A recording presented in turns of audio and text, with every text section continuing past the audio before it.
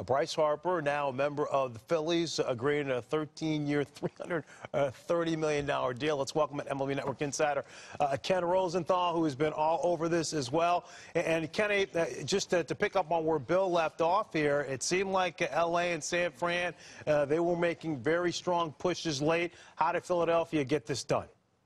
They offered the most money. And that was always what was going to decide this. For all the smoke, all the things you heard, guess what usually wins in free agency? The highest offer. Now, there are some interesting things here. And yes, they get the record guarantee, $330 million, surpassing Giancarlo Stanton's $325. But as you guys have said, it's spread over 13 years. So the average annual value, that's $25.4 million. That's like the 14th highest in history. And the idea of no opt-outs, well, I was told by one source that Bryce didn't want an opt-out, but immediately heard from others in baseball saying, What happened was the Phillies said, if you're getting this $330, you're not getting an opt-out. That's the trade-off that occurred.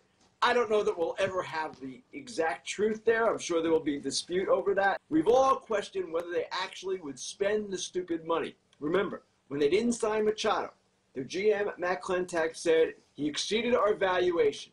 And that led many to believe, well, maybe they're not going to value Bryce Harper at that kind of $300 to $350 million category. So, Kenny, what does this do now to the narrative that was building in terms of the players and these long-term contracts going away? Bryce gets 13, Manny gets 10, and we just saw Nolan Arenado sign an extension for 8 years. How does this affect the narrative about long-term contracts no longer being in vogue when we now see a 13-year deal to top off what we've seen this offseason? And that's why I wrote and others said that 10-year deals and up for these guys were justified.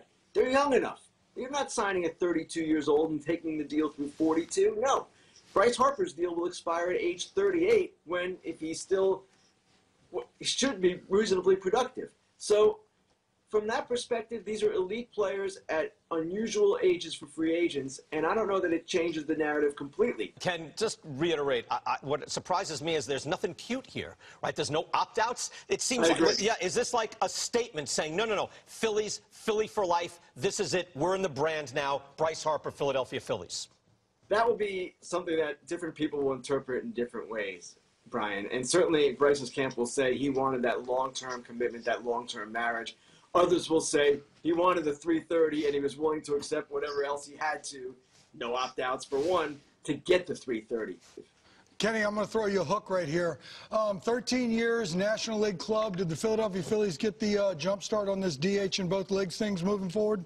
Bill, I'm glad you mentioned that. It's a great question. And certainly by the time this deal is over, and probably well before, there will be a universal DH. I hear Brian in the background sighing and such hissing. Bad news. Yeah. Well, it's reality, and it's coming, a universal DH. I don't know if it's coming in the next CBA. Most likely it is, or somewhere beyond.